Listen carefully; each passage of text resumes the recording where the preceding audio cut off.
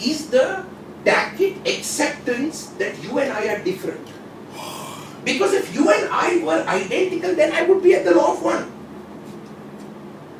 But because I can't accept the law of one, I see you and I as separate. So law of unity, together. Even if I can't accept togetherness, the descending law says every person is unique. That is the law of ascents. That means you will not find Xerox copies anywhere.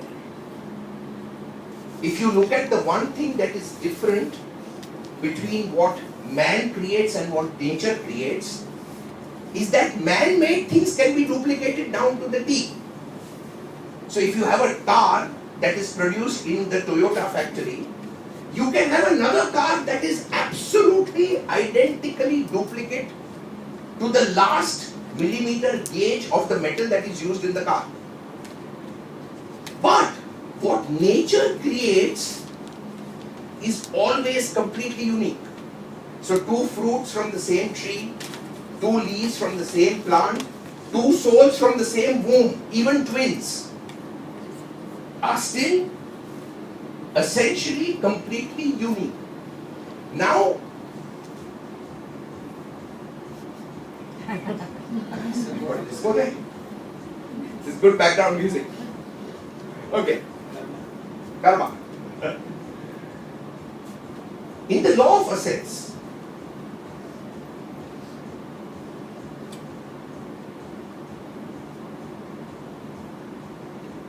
what is a good life for me or for all of you? The best life is a life where you are doing what you would love to do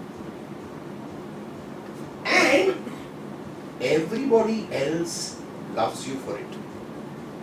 If this can happen, your life is operating in its most sublime space. That means, let's say you love to cook. Everybody in your family loves you for your cooking. Then your khalas, that is Jannat for you. Because you are enjoying it. In the bargain, everybody around you is also blessing you for it. Now this is a win-win situation. So essentially in the law of ascents, I am unique. That uniqueness expresses itself in what I do. And I love to do it. And if everybody loves me for it, then I'm over and out. Now the flip part of this is, if you are unique and you would love to do what you love to do and you want everybody to love you for it, then the same rule applies for everybody else also. That means every other soul is also unique. That soul also wants to do what it loves to do and it wants you to love it for it. The law of ascents cannot operate only one way for me. Because if I want it to operate for me, then obviously I should be in a position to make it operate for everybody else. Okay. In the law of ascents, every single emotion, every single feeling that you experience again is unique. It's an energy. All emotions that you experience are wave patterns of energies. Now, emotions commonly fall into two categories. There are what we call as energy radiators and there are what we call as energy magnets. So let me explain this. Because we are now down to the law of ascents, and ascents revolves largely around what you love and what you feel. You know, if we look at an atom, has everybody heard the term atom before? Yes. Most basic particle of matter. If you break the atom open, you get a nucleus in the center, and within this nucleus we have protons and neutrons. Protons are putting out a positive charge. Neutrons are neutral. Okay? And surrounding this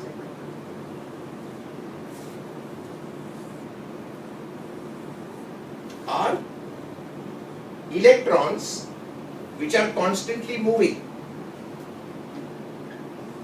And these electrons carry a negative charge. Okay? Remember, all science represents the highest level of an understood truth. What is science? Science is nothing but the highest level of a truth that is understood. That means what is beyond science is a truth that has not been understood fully. God represents the ultimate truth that we don't understand fully. That is why God doesn't fall into science. The day we understand God fully, it will be all science. Okay? So whatever we are able to fully understand remains in our paradigm. What is science trying to tell us? If this is the most basic particle of existence, if you focus on your center, then you will only emit positive energy. But the moment your awareness goes outside of your center, that means when you focus here into the movement of the illusion of the environment, you start getting seduced by the negative charge. Which is why at every moment the law of ascent tells you, look only at your center, because that is where your charge is.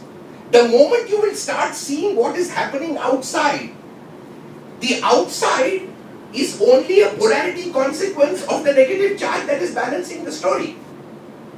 Most of us look outside here and then we react in the same manner, which is why these are energy magnets. So the moment I look outside and feel angry, now what will happen? I will keep attracting environments in my space that validate my anger for me. The moment I look outside and I feel betrayed, I will keep attracting environments that keep attracting betrayal over and over again. So, these are all energy magnets. These are energy radiators. So, if you focus only into yourself, within you, you will only feel love. You will not feel anything else.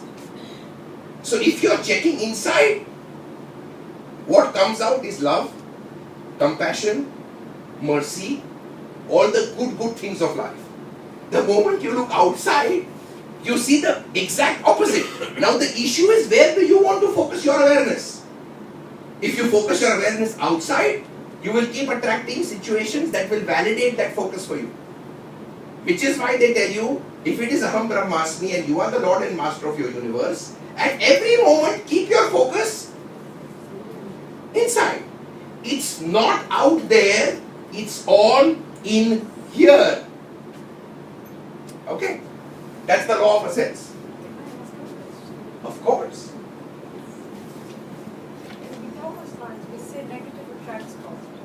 So if we're looking at focusing on the negative, why cannot not attract positive? It is not that negative attracts positive, positive keeps the negative in place. Okay? The charge is always flowing from positive to negative. It's not the other way around. So magnetism is flowing from positive to negative. Electricity, positive to negative. Not the other way around. So the focus for flow has to be in the positive.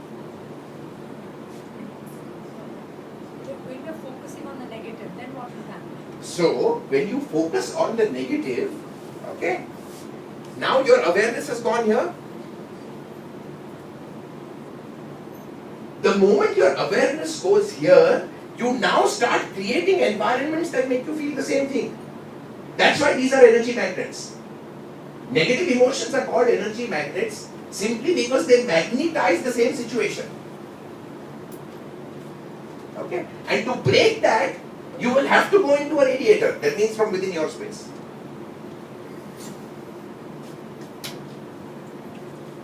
Well, from the law of ascents,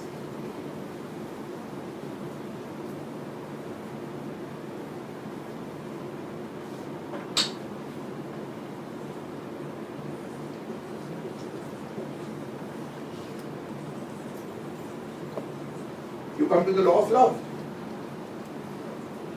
which is a very simple conclusion, that if everything is unique and everybody would love to do what they would love to do and they would want you to love for it, then if you are operating in love, then nothing matters. Then again, in any case, you are exiting from the system.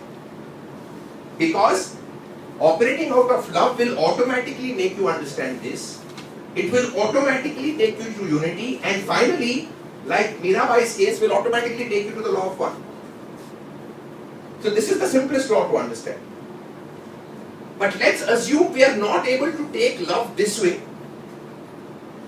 Then how does love go downwards?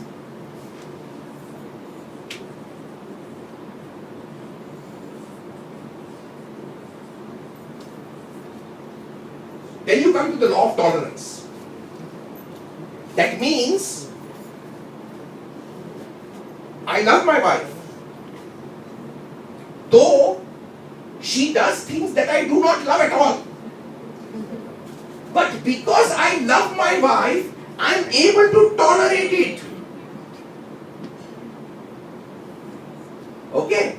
So love that moves aspirationally takes you this way. But it can also move this way, which is why it is at the epicenter of the story. So if you love somebody else, though you can't see God in that person, and you hate when he farts loudly, okay, you absolutely hate it, but you tolerate it.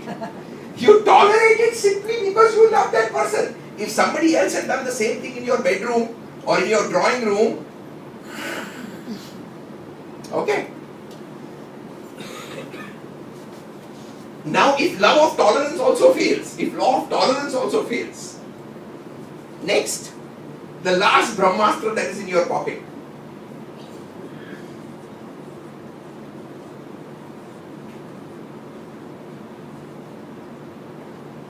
Is the law of mercy. And get this very straight. The law of mercy tells you that every person's behavior is a product of that person's pain, and it has nothing to do with you. That means if somebody is shouting, he is shouting because he is in pain. The only emotion you need to have is mercy, because he is crying in pain. So any negative emotion that is being expressed by any individual is a byproduct of their own pain. So if you don't judge that, you will still be free from karma. So whenever you see anybody else shouting, misbehaving, screaming, abusing, that's because that is what is happening to them inside. Nobody who is peaceful inside can abuse outside. That is obvious. So if inside you are absolutely calm and chilled, that's what you will be outside. But if inside you are on fire, if inside you are feeling raped, that's exactly what you will scream in the outside world. So if you don't judge that, understand this. So somebody says, you. It's okay. I know, it's your story. As we often say, the epitome of good education is the ability to listen without getting angry or without losing your self-esteem. The day you can do these two things, you are truly educated. Otherwise, wash your degrees down the